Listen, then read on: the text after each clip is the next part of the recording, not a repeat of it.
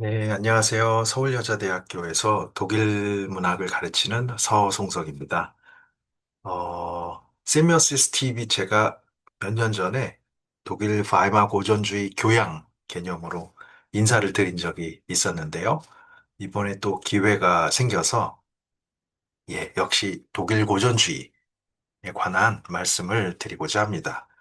어, 미학, 그러니까 예술의 핵심 원리, 독일 고전주의에서 말하고 있는 예술의 핵심 원리를 소개를 해 드리려고 하는데, 논쟁이 있었습니다.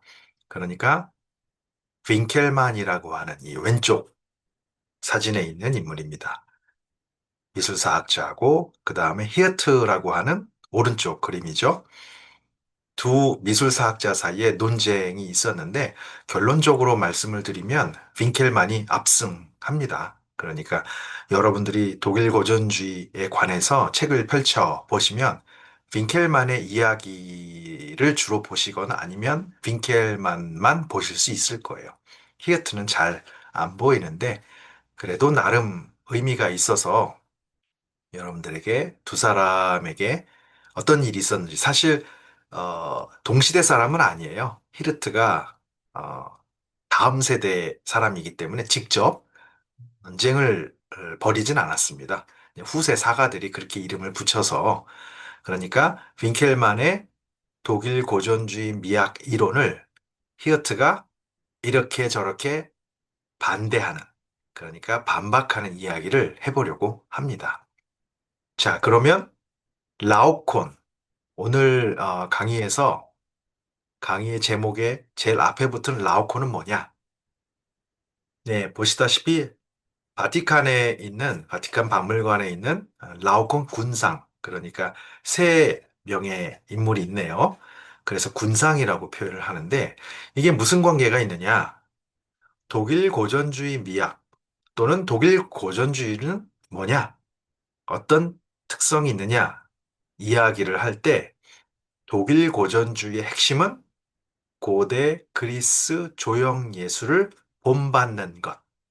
이렇게 생각할 수 있겠습니다. 그러니까 독일 고전주의 미학은 어디서부터 시작하느냐? 고대 그리스 조형 예술의 원리를 익히고 되살리고 모방하는 것에서 시작합니다. 그러면 고대 그리스 조형 예술의 원리는 뭐냐? 어디 있느냐? 바로 이 조형 예술 작품, 라오콘을 보면 들어있다. 이런 얘기죠. 그러니까 라오콘 논쟁이라고도 얘기하는데요. 적어도 독일 고전주의 미학 이야기를 할 때 라오콘을 본받아라. 그 자체는 이견이 없습니다. 그러니까 빈켈만이나 히어트도 같은 생각이에요. 그럼 뭐가 다를까요? 라오콘의 무엇을 보느냐가 다르겠죠. 또는 어떻게 보느냐가 바로 어, 논쟁을 알리는 하나의 잣대가 되겠습니다. 어떻게 보느냐. 자, 라오코는 BC 200년경에 제작되었고요. 1506년에 우연치 않게 발견되었죠. 1506년 로마에서 발견됩니다. 거의 완전한 모습으로 이렇게 우리 앞에 나타나게 되었는데 그야말로 고대 그리스 조형 예술의 가장 모범이 될 만한 따라서 독일 고전주의 미학을 알려면 바로 라오콘을 들여다보아라 할 정도로 아주 대표적인 작품이라고 할 수 있겠습니다. 그렇다면 이 조형예술 작품은 무엇을 묘사한 걸까요? 어떤 걸 재현한 것일까요? 네, 전승을 살펴보겠습니다. 그리스 신화죠. 라오콘은 아폴론을 섬기는 신관이었습니다. 자, 트로이 전쟁 발발했고요. 엎치락 뒤치락 하다가 그리스 군이 커다란 목마를 만들어서 군인들을 그 안에 놓고 마치 항복하는 것처럼. 그렇죠. 그러니까 트로이 군인들은 아, 우리가 이겼나 보다 해서 그 목마를 성 안에 들이려고 합니다. 그럴 때 라오콘이 아닙니다. 여기에는 무언가 위험한 일이 있습니다. 경고하죠. 목마를 들여서는 안 된다라는 경고의 메시지를 보냅니다. 뭐 결과적으로는 목마를 안으로 들이게 되죠. 이럴 때 포세이돈이 포세이돈이 노여움을 바라게 됩니다. 화가 났다는 얘기죠. 왜요? 포세이돈은 그리스 편입니다. 그러니까 자칫 라오콘의 말을 듣게 되면 그에게 차질이 생기겠죠. 트로이에 그리스의 목마를 집어넣지 못하게 될 상황도 있는 거 아니겠습니까? 그래가지고 이 사람 봐라. 화가 납니다. 말씀드렸듯 라오코는 아폴론을 섬기는 신관인데 아폴론은 트로이 쪽이죠. 그래서 은근히 포세이돈과 아폴론의 대립을 보여주기도 하는데 그 사이에서 라오콘이 희생을 당했다. 이렇게 볼 수도 있겠습니다. 포세이돈이 거대한 커다란 뱀을 보내서요. 두 아들과 함께 죽게 만듭니다. 그것을 묘사한 작품이라고 할 수가 있겠는데요. 자, 이 작품이 왜 위대할까요?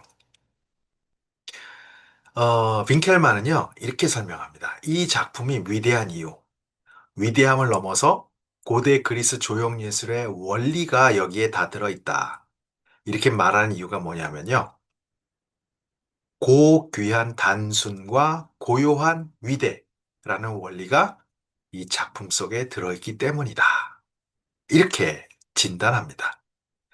그리스 걸작들의 일반적이며 탁월한 특징은 그 자세, 표현 또는 얼굴 표정에서의 고귀한 단순과 고요한 위대이다.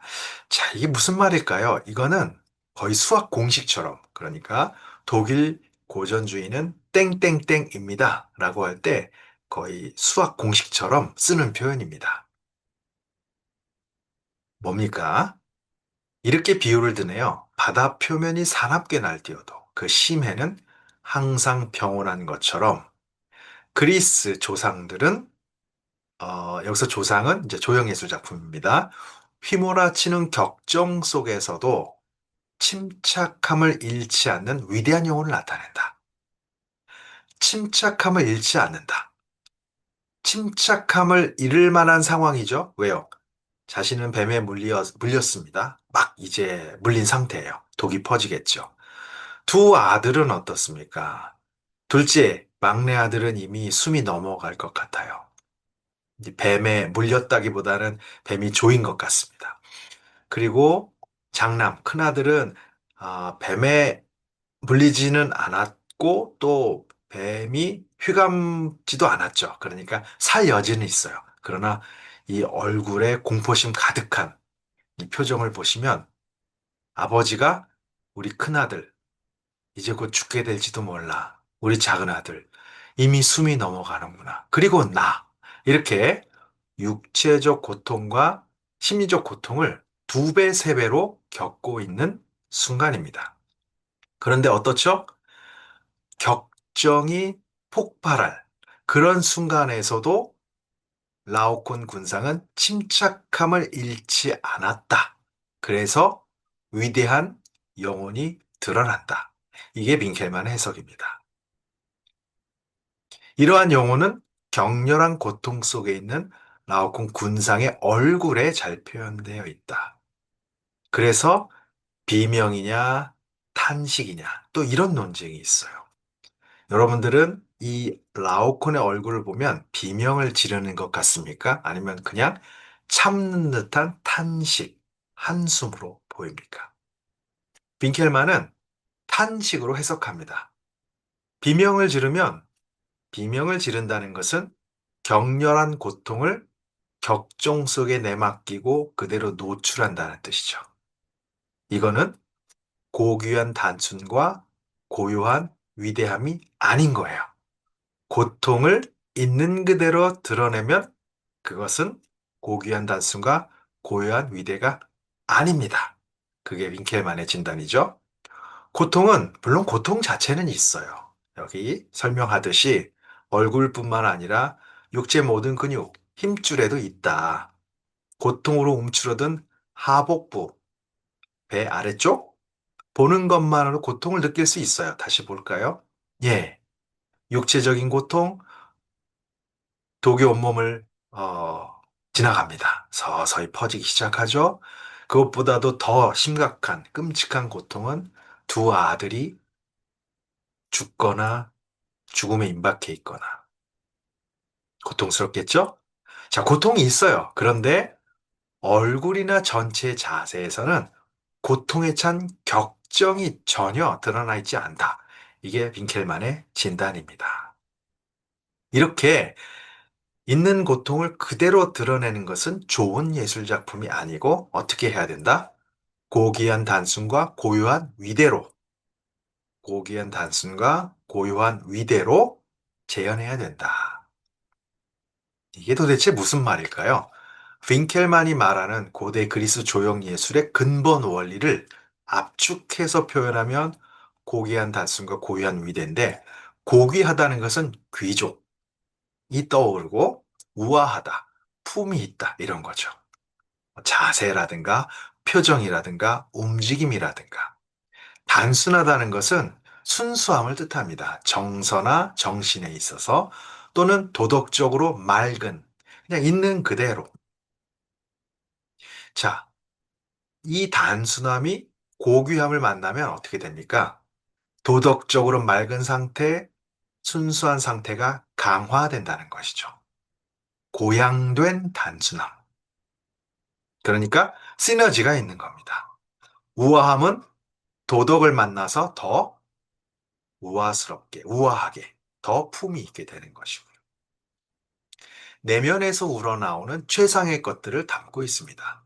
그러니까 표면이라든가 겉으로 나타내는 것이 아니라, 겉으로 무언가를 보이는 것이 아니라 속에 있는 것들이 고귀함과 단순함을 통해서 나타나는 것이다. 고요함은 뭐죠? 평온화, 집중력을 발휘하는, 이성을 놓지 않는, 고통이 극한 상태에 이르러도 그 고통을 있는 그대로. 그러면 어떤 모습이죠? 육체가 일그러지는 거예요. 비틀려지고, 뒤틀려지고, 일그러지니까 보기 안 좋은 거죠. 위대하다는 것은 큰 것, 많은 것, 지대한 영향력을 행사하는 것. 합치면 어떻게 되죠? 극한의 신체적, 정서적 고통 속에서도 영혼의 침착함을 잃지 않는다.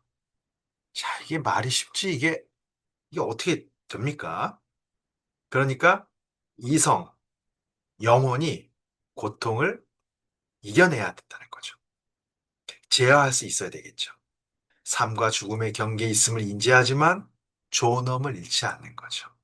바로 라오콘 군상에는 그런 게 보인다. 다시 말하면 고귀한 단순과 고유한 위대가 이 군상 속에 보이는, 라오콘 군상 속에 보이는 고귀한 단순과 고유한 위대가 그리스 조형예술의 핵심이고, 18세기 독일 고전주의의 미적 원리도 이것을 모방해야 된다. 이게 빈켈만의 핵심 이야기입니다. 그런데 히트라는 사람은 반기를 들었습니다. 이 사람 직업은 나중에 이제 미술사학자, 대학 교수가 됩니다. 그렇게 불리기도 하지만 로마에서 치치로네, 그러니까 미술관 투어, 미술 가이드, 오늘날로 말하면요, 도슨트 이런 역할입니다. 귀족들을 데리고 다니면서 박물관, 미술관 설명을 해주고요. 가끔씩은 그 미술품 거래를 중개하기도 했죠. 자, 히르트의 주장은 뭐냐면요. 단적으로 내가 생각하는 중요한 것은, 야, 이 얼굴이 고통을 그대로 드러내는 비명이냐, 신음이냐, 이게 아니다. 그 자체는 중요하지 않다. 그럼 뭐가 중요하냐? 일단 관찰부터 해보자. 그러니까 자세히 들여다 보아라 이겁니다. 자세히 들여다보면 비명이냐, 얼굴에서 나타나는 비명이냐, 신음 또는 탄식이냐, 이걸 보는 게 아니라 표현할 수 있는 가장 최고의 순간이냐, 아니냐를 보게 된다는 겁니다. 여기서 표현할 수 있는 가장 최고의 순간이라는 건 뭐냐? 올라가면요. 이 전승이 이렇게, 이야기가 이렇게 흐르고 있죠. 그러니까 아폴론을 섬기는 라오콘, 이렇게 저렇게 해서 뱀에 물려 죽음에 이르기까지. 이렇게 시간 예술, 이야기는 시간 예술이지 않습니까? 쭉 시간이 이어지면서 이야기가 만들어지는데 조형 예술은 순간을 선택하게, 어떤 모먼트를 선택하게 되죠. 그럴 때 가장 최고의 순간이 무엇이냐? 나는 이게 중요하다라고 보는 겁니다. 그러니까 히르트의 관점은 히르트의 관점은 표현할 수 있는 가장 최고의 순간을 선택했느냐, 아니냐라고 보는 거죠. 그러니까 관찰이 핵심이다. 그러면서 빈켈만의 생각에 반박합니다. 자, 빈켈만 선생님이 이렇게 말씀하셨죠. 라오콘의 얼굴이 완화된 표현, 그러니까 비명이 아니라 신음이라고 말씀하셨죠. 그런데요, 신음하는 표정이 되려면 그의 몸뚱아리의 움직임과 긴장에서도 완화됨이 나타나야 하지 않겠습니까? 그런데 다시 올라가 볼게요. 얼굴은 그렇다 칩시다. 비명이 아닌 신음이라고 칩시다. 그런데 온몸은요, 고통이 그대로 격정적으로 드러나 있지 않습니까? 하면서 자세하게 묘사를 합니다. 그러니까 해부학을 공부했거든요. 뱀에 물렸을 때 몸의 움직임이 머리끝에서 발끝까지 어떻게 근육, 핏줄, 온몸의 자세, 경련 이런 어휘들을 쓰면서 자세히 묘사합니다. 그러니까 아닙니다. 얼굴이 완화되었다면 몸도 완화된 상태여야 할 텐데 그렇지 않지 않습니까? 따라서 얼굴은 완화가 아닙니다. 그렇다고 해서 저는 비명을 주장하는 것은 아니고 그 자체가 중요하진 않습니다. 어떤 순간이 가장 표현할 수 있는 최고의 순간이냐? 이게 저에게는 중요합니다. 이런 주장을 펼칩니다. 그러면 히르트가 얘기한 핵심은 뭐다? 그리스, 고대 그리스 조형 예술의 근본 원리는 캐릭터다. 이렇게 주장합니다. 자, 캐릭터는 뭔가요? 기본 개념부터 살펴볼게요. 캐릭터는 찍어 누르기, 도장 같은 거 생각하시면 되겠죠. 그리고 구별하기, A와 B가 다르다. 글자, 인물의 구별되는 특징, 마음과 영혼의 새기는 인장. 그러니까 찍어 눌러가지고 A와 B는 달라. 이렇게 무언가를 표시해 주는 것. 이게 이제 캐릭터의 어원이라고 할 수가 있겠는데요. 어쨌든 무언가를 두드러지게 보이게 하는 것, 구별짓게 하는 것, 그리고 독창적인 것을 나타내는 게 캐릭터다. 내가 보는 고대 그리스 조형 예술의 근본 원리는 예외 없이 바로 이 모든 표현에서 개별적 의미, 즉 캐릭터가 드러난다. 여기서 개별적이라는 말은 이 밑에 그러니까 개인적인, 각각 닮지 않은, 서로 다르다는 뜻이에요. 그게 인디비두얼이죠. 서로 다른 겁니다. 나만이 갖고 있는 것. 그래서 구별이 되지 않겠습니까? 참고 견디고 영혼의 고상함을 나타내는 것이 아니라 그 캐릭터가 나타낼 수 있는, 그러니까 인물이 나타낼 수 있는 가장 고유한 특징을 보여주는 최고의 순간을 포착하는 것, 최고의 순간을 포착하는 것. 거기에서 무엇이 드러나야 하는가? 캐릭터. 이게 히르트의 주장입니다. 따라서 고대 예술이 모든 가능한 형태로 나타나고 그러면서도 어떤 다른 법칙과 상관없이 그러니까 뭐 아름다움 아니면 고귀한 단순 고유한 위대 상관없이 오직 그 인물만이 가지고 있는 라오콘만이 가지고 있는 개별적 특징만으로 각 작품의 형태가 전체와 목적에 맞게 연결되었다면 그 의미와 진실성은 충분하다. 다시 말하면 조형예술의 근본 원리로서 충분하다. 이 주장이 히르트의 주장입니다. 이거는 완화 없이 나타나는 거야. 빈켈만은 영혼의 고귀함을 드러내기 위해서 고통을 이렇게 조금 경감하는, 줄이는 방식으로 묘사를 했다면 그렇게 할 필요 없다. 있는 그대로. 뭐 구부정한 자세, 발톱이 빠진 것, 대머리, 이빨 빠진 것 이런 거 다 드러내도 좋다. 하는 게 히르트의 주장입니다. 왜요? 거기에 캐릭터가 들어있기 때문입니다. 자, 조금 이야기가 많아서 급하게 말씀을 드렸는데요. 결론은 라오콘의, 라오콘을 통해서 고대 그리스 조형예술의 원리를 살펴보았지만은, 독일 고전주의 미학에서 빈켈만이 주장하는 고귀한 단순과 고유한 위대가 압승을 펼쳤지만, 히르트의 주장도 살짝 눈여겨볼 필요는 있지 않을까. 그런 점에서 오늘 이 두 사람의 논쟁을 직접적인 논쟁은 아니지만 소개를 해드렸습니다. 예, 끝까지 들어주셔서 감사합니다. 여기서 마치겠습니다.